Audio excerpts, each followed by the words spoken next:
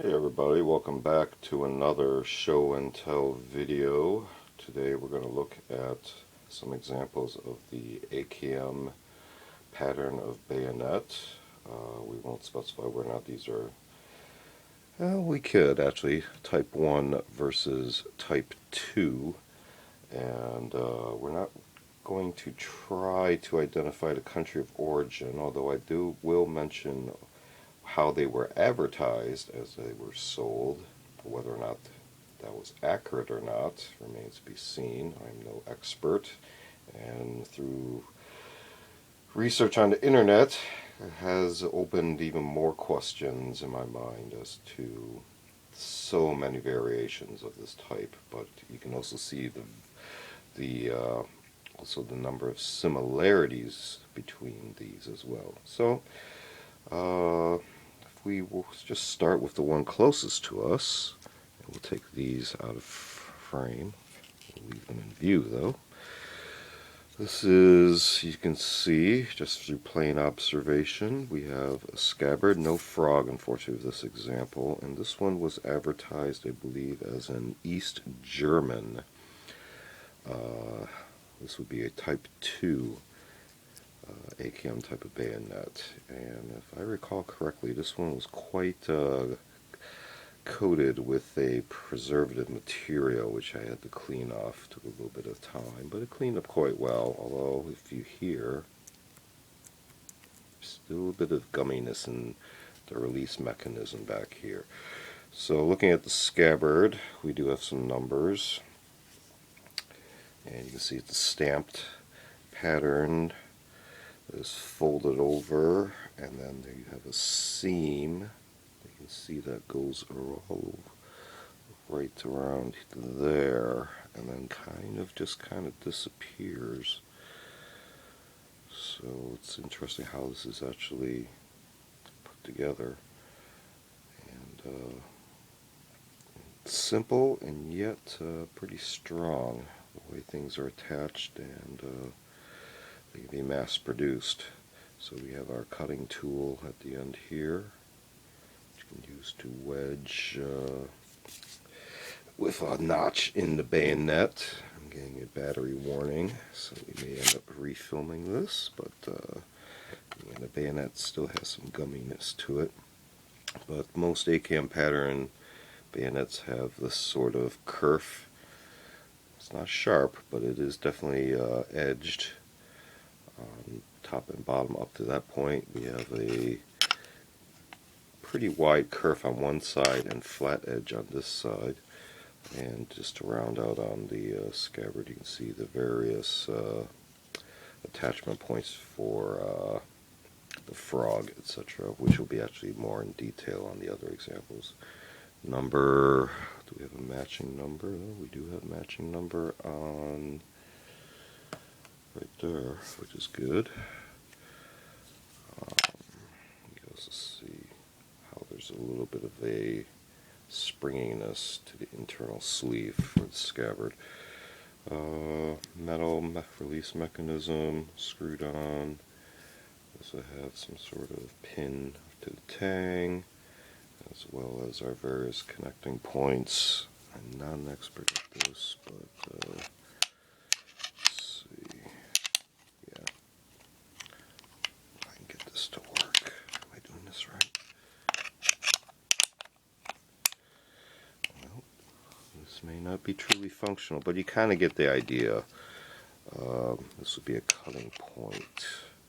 Come on, it's supposed to rotate, but it is a very tight fit. But there we go. So you can use that to clip wires, etc. I don't think it'd be that way. It just doesn't fit. Okay, you actually see somebody has actually tried it. Interesting. All right, so let's move along real quick, and this is where it would actually attach onto, let's say, an AKM through the. This goes over the barrel, and this goes onto a attachment point underneath the barrel. Put that back. Are we actually in the right position? Okay, so this one was advertised as a Yugoslavian AKM Type II pattern, and it has a typical pinch round hole slice cut right there, lanyard to attach to a belt, nylon or rubberized frog piece right there, real simple. You can see the similarity between the wire cutters. We have our,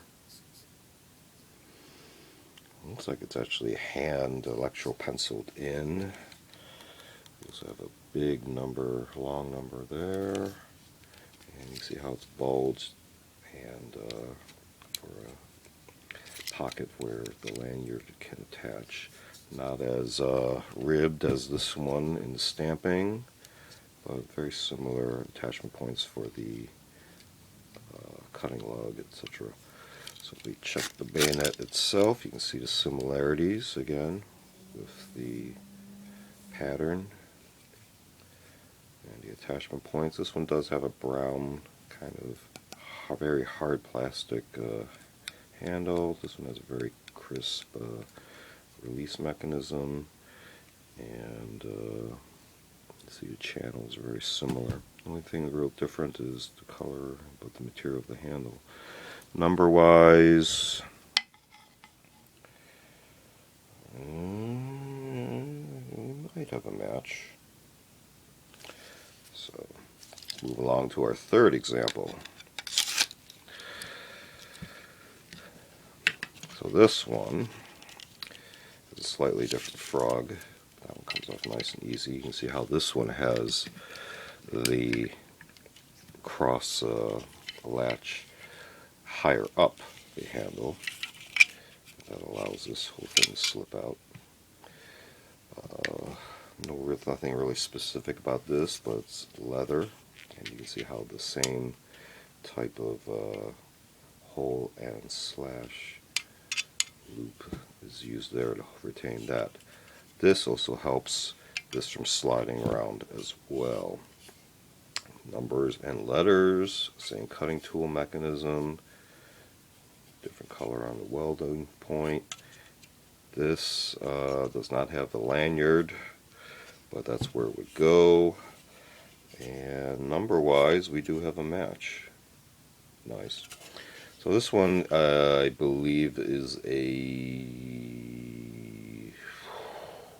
Romanian pattern Type I, and this is using a almost bakelite finish. You can see the textured material that was cast into there, seams, etc., and then the mechanism is trapped within the metal pieces, and this button itself feels like it's the bakelite material as well.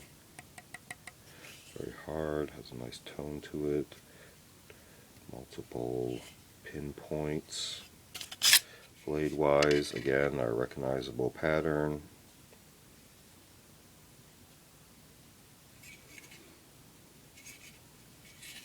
Very simple. So again, these are AKM patterns of bayonets. Type 1 is the roundy. Type 2 has the all metal, more cubic shaped. So this has been a very brief show and tell video again on AKM pattern bayonets Type 1 and 2 from various countries of origin. Feel free to check out some of our, or all of our other show and tell videos if you please, as well as we also do unboxing videos and also curios for the curious on more artsy objects. Feel free to check all those out.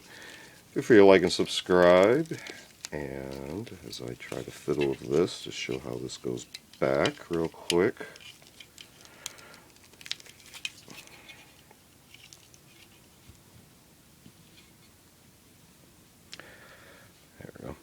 So just briefly again, I'm going to just add addendum where these were obtained. These two actually came from online store majorsurplus.com, if you're to check them out. And this one came with another Romanian item as well, so at a different time period. So again, feel free to like and subscribe, and We'll see you next time. Thanks for watching.